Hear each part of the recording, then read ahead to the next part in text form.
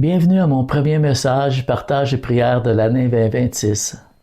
Le titre pour nous, c'est « Ma prière pour 2026 ». Car nous sommes toujours dans l'Épître aux Éphésiens. Nous voulons découvrir ensemble la prière extraordinaire de Paul pour chacun de nous.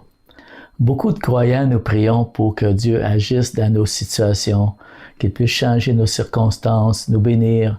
Fais ceci pour moi, Seigneur, fais un miracle pour moi, etc. Et c'est correct parce que en tant qu'être humain, nous avons tellement besoin de Dieu dans nos vies. Mais Paul, lui, alors qu'il est en prison, il est en adoration, mais il prie pour que Dieu d'abord, avant tout, change notre être intérieur. Et personnellement, je choisis cette prière-là pour démarrer l'année 2026. Et je vous invite de faire la même chose avec moi, que nous puissions nous accaparer de cette prière-là, des requêtes de Paul dans cette prière, et d'en faire notre prière, parce que vous allez voir comment c'est profond, vraiment, cette prière. À cause de cela, je fléchis les genoux devant le Père. À cause de cela vient de la grande révélation que Paul vient d'écrire du chapitre 1 au chapitre 3. Et là, son cœur déborde. Il est rempli d'adoration. Ce qu'il ressent pour Dieu, ça l'amène à fléchir les genoux là où il est, dans l'humilité et dans l'adoration. Et la prière de Paul, en fait, elle révèle sa vision de la vie chrétienne. C'est quoi la vie chrétienne pour l'apôtre Paul? Il est en prison, mais il est en adoration.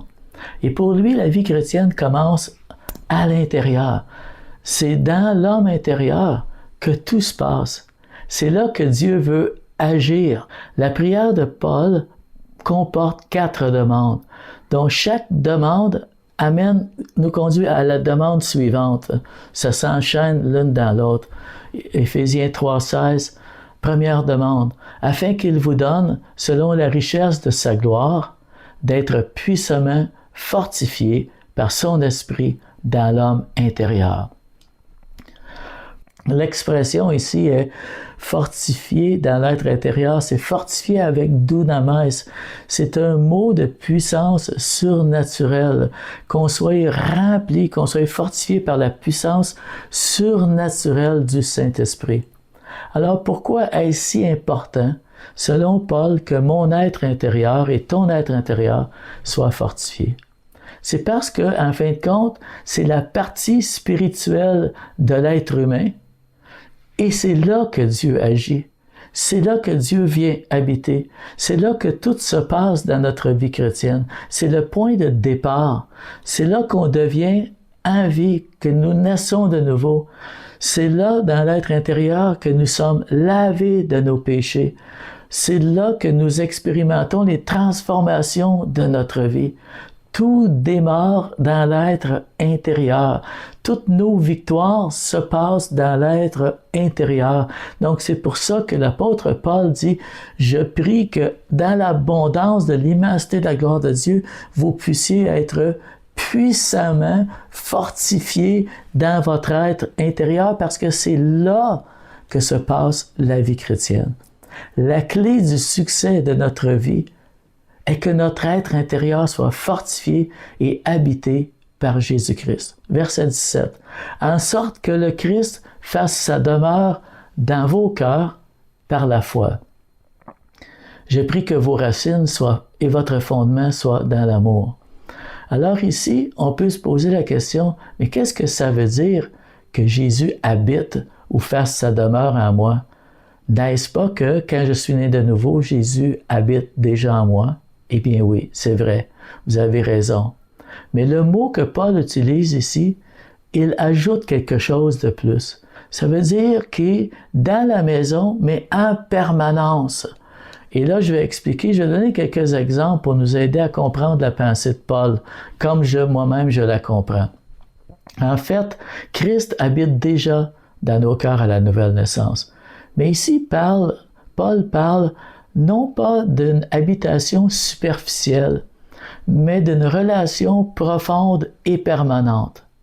Christ qui se sent invité en moi, Christ qui prend plaisir à s'installer dans ma vie, qui se sent chez lui dans une maison qui est propre, qui lui est consacrée complètement. Donc, c'est pas juste de recevoir Jésus à la nouvelle naissance, mais c'est de lui faire la place en permanence, en profondeur, le laisser régner dans ma vie. Là où il règne comme le roi, qu'il puisse exercer sa souveraineté dans ma vie. Dans tous les coins de mon cœur, de mon être intérieur, ça appartient à Jésus. Jésus est à l'aise dans ma vie. Le Saint-Esprit, lui, a tout balayé, tout est propre et ça lui appartient.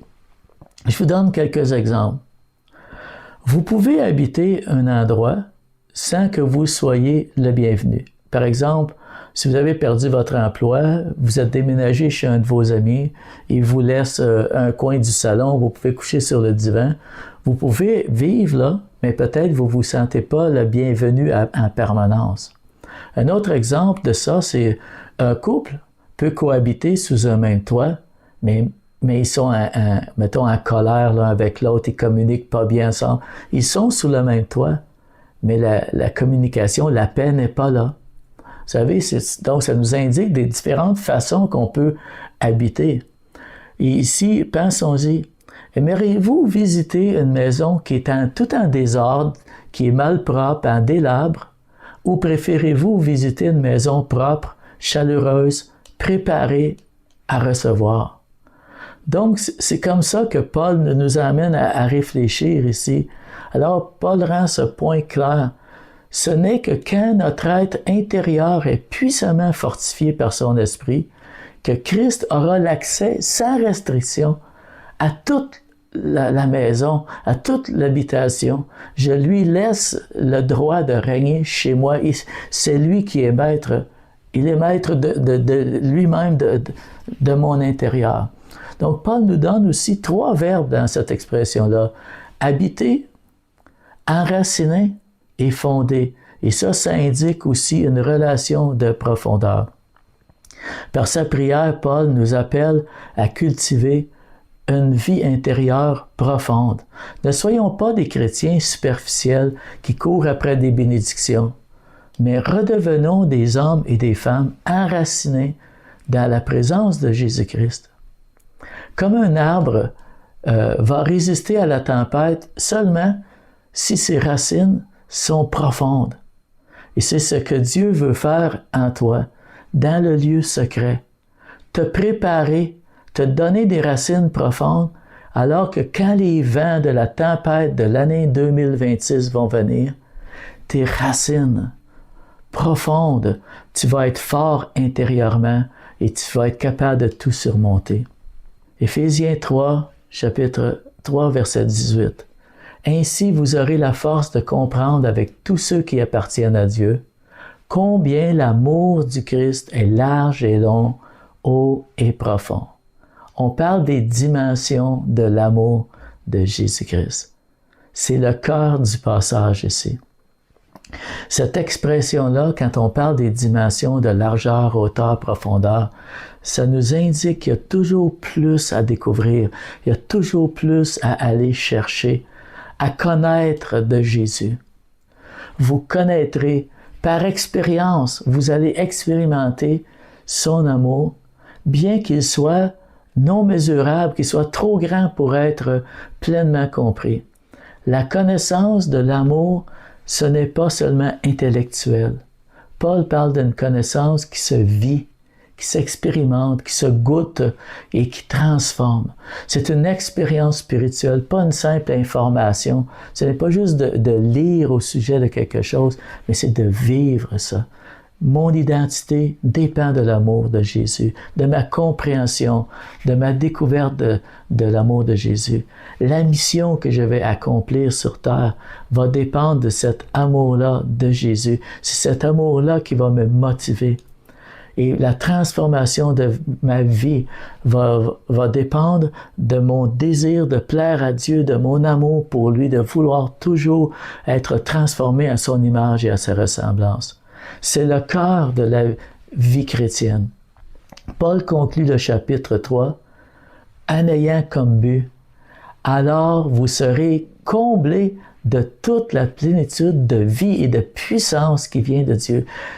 Le top du top, le but ultime, c'est d'être comblé, d'être rempli, d'être satisfait de Jésus.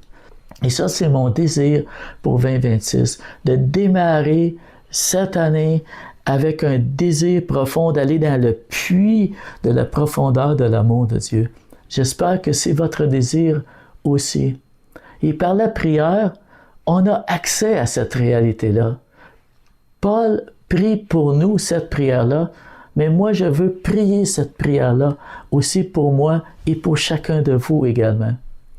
Paul termine cette prière en pleine expression d'adoration. Il va déborder complètement. Il va conclure cette prière-là avec une doxologie. C'est quoi une doxologie? C'est une expression de louange qui rend gloire à Dieu. Doxa veut dire gloire. Logos veut dire une parole, une expression, c'est comme là, ça déborde, son cœur déborde. À Dieu qui a le pouvoir de faire infiniment plus que tout ce que nous demandons ou même imaginons par la puissance qui agit en nous, à lui soit la gloire dans l'Église et par Jésus-Christ dans tous les temps et pour toujours. Amen. Wow, quelle expression d'adoration que Paul nous lance comme ça, un cri d'adoration devant l'ampleur du plan de Dieu pour son Église. Et rappelez-vous que le but final de ta vie et de ma vie, c'est que à lui soit la gloire dans l'Église. Prions cette année que Dieu puisse faire infiniment plus. Oui, bien sûr, mais surtout dans les conversions, dans les réconciliations, dans les transformations intérieures, dans la croissance de notre Église et dans le partage, dans la croissance de l'amour au milieu de nous. Prions avec foi pour la mission, ta mission, ma mission, la mission de l'Église. Prions avec foi pour notre Église.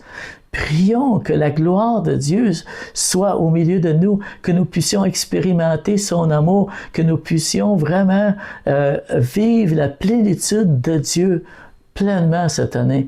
Cette prière, c'est la conclusion d'un des plus beaux exposés théologiques de Paul sur le plan de Dieu. Wow! Quel message qui est clair! C'est ça que Paul prie pour toi et qu'il prie pour moi ce soir. Que nous soyons enracinés, habités par la puissance de Dieu, que nous puissions vraiment nous plonger dans cet amour de Jésus-Christ en débutant cette année.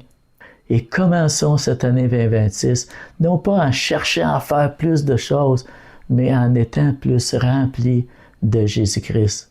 Merci Seigneur, fais-nous expérimenter cette plénitude de toi-même Seigneur, que nous puissions découvrir ton amour de plus en plus. Saint-Esprit, viens nous fortifier puissamment dans notre être inférieur, car c'est là que se passe toute chose utile pour notre vie chrétienne. Dans le nom de Jésus. Amen. Je songe que tu m'as fait, que tu t'es révélé à moi.